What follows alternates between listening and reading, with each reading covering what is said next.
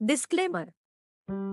सुखबीरपुर एक छोटा सा गांव था जो हरे भरे खेतों और खुशहाल लोगों के लिए जाना जाता था। गांव के लोग मेहनती थे और अपने काम में विश्वास रखते थे। इसी गांव में एक चालाक सब्जी वाला था जिसका नाम था चंदू।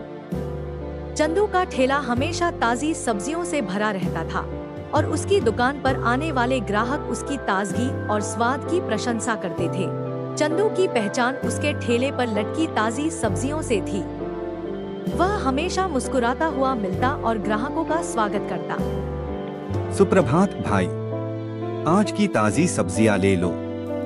ये सब्जियां तो बस आज ही हैं। गांव के लोग उसकी चतुराई और खुशमिजाजी से प्रभावित थे। सब्जियां खरीदते समय वह ग्राहकों से बातचीत करता, जिससे ग्राहक उसे पसंद करते थे। चंदू का मानना था कि एक अच्छी बिक्री के लिए अच्छे संबंध बनाना जरूरी है। उसकी दुकान पर सुबह से ही भीड़ लगने लगती थी। लोग उसकी सब्जियां खरीदते और चंदू खुशी खुशी उनकी सेवा करता। एक दिन गांव में अचानक सब्जियों की कमी हो गई। गांव के अन्य सब्जी वालों ने अपने दाम बढ़ा दिए, जिससे लोग परेशान हो गए। सब्जियां इतनी महंगी हो गई कि कई परिवार 2 वक्त का खाना नहीं बना पा रहे थे। गांव के एक बुजुर्ग व्यक्ति रामू भैया ने चंदू की दुकान पर आकर कहा, बेटा, सब्जियां बहुत महंगी हो गई हैं। मेरे पास पैसे नहीं हैं और मुझे अपने पोते के लिए खाना बनाना है।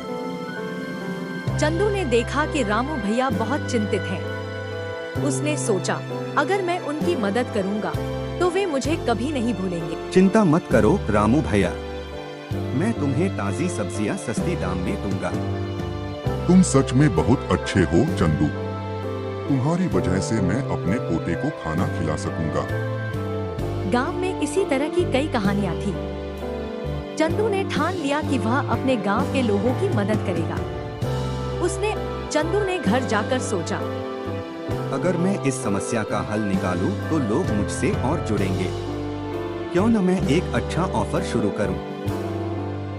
अगले दिन चंदू ने एक और ऑफर शुरू किया। उसने कहा, जो भी ग्राहक 20 रुपए की सब्जियां खरीदेंगे उन्हें एक टोकन मिलेगा, जिससे वे अगली बार 10 रुपए की छूट पा सकते हैं। इस ऑफर ने गांव के लोगों को आकर्षित किया। चंदू के ठेले पर ग्राहकों की भीड़ लग गई। लोग उसकी चतुराई की तारीफ कर रहे थे। चंदू, तुम सच में बहुत चालाक हो। तुम्हारी सोच अद्भुत है। एक दिन गांव में एक अमीर आदमी आया। उसका नाम राजीव था। उसने चंदू की दुकान देखी और कहा, तुम्हारी सब्जियां तो बहुत ताजा हैं, लेकिन क्या तुम इन्हें और सस्ते दाम में बेच सकते हो? चंदू ने सोचा कि अगर वह राजीव को अपने साथ मिला ले तो इससे उसके व्यवसाय को और अधिक लाभ हो सकता है। चंदू ने राजीव से कहा कि अगर वह उसके साथ साझेदारी कर ले तो वह उसे सस्ती और ताजी सब्जियां दिलवा सकता है। इससे वे मिलकर गांव के अन्य सब्जी वालों को भी आकर्षित कर सकते हैं।